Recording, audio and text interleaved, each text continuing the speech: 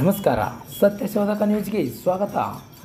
ರಬಕವಿ ನಾಮದೇವ್ ಸಿಂಪಿ ಸಮಾಜದ ಹರಿಮಂದಿರ ದೇವಸ್ಥಾನದಲ್ಲಿ ಸಪ್ತಾಹ ಕಾರ್ಯಕ್ರಮ.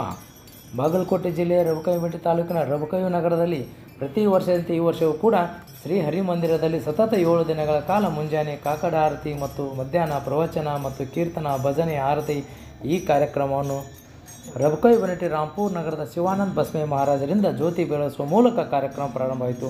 7 ದಿವಸಗಳ ನಂತರ ಎಲ್ಲ ಸಮಾಜದವರು, ಸಂತರು, ಭಕ್ತರು ಕೂಡಿ ತುಕಾರಾಮ್ ಮಹಾರಾಜರ ಪುಣ್ಯತಿಥಿ ಭಾವಚಿತ್ರಕ್ಕೆ ಪೂಜೆ, ಸೇವಾ ಪಾಲ್ಕಿ ಸೇವಾ ಮುಖಾಂತರ ಶಂಕರಲಿಂಗ ವೃತ್ತದಲ್ಲಿ ತೇರ್ದಾಳ ಮತಕ್ಷೇತ್ರದ ಕಾಂಗ್ರೆಸ್ ಪಕ್ಷದ ನಾಯಕರು ಶ್ರೀ ಸಿದ್ದು ಕೊನೂರು ಅವರ ಪ್ರದರ್ಶನದಲ್ಲಿ ಪಾಲ್ಗೊಂಡು ಆಶೀರ್ವಾದ ಪಡೆದರ ನಂತರ ಸಂತರು ಕೂಡಿ ಅಭಂಗ ಹಾಡಿನ ಮೂಲಕ ಭಜನೆ ಆರಾಧನೆ ಪ್ರದಕ್ಷಿಣೆ ಮಾಡುತ್ತಾ ಮರಳಿ ಶ್ರೀ ಹರಿಮಂದಿರ ದೇವಸ್ಥಾನಕ್ಕೆ ತಲುಪಿ ಶ್ರೀ ತುಕಾರಾಮ್ ಸಂತರ ಭಕ್ತಿ ಮೊರೆಯೋದರು. ಭಕ್ತರು ತಮ್ಮ ತಮ್ಮ ಗಲ್ಲಿಗಳಲ್ಲಿ ನಗರ ಪ್ರದಕ್ಷಿಣೆ ಮಾಡುವ ನಂತರ ನಾಷ್ಟ ಪ್ರಸಾದ ಕೂಡ ವ್ಯವಸ್ಥೆ ಕೂಡ ಮಾಡಿದ್ದಾರೆ.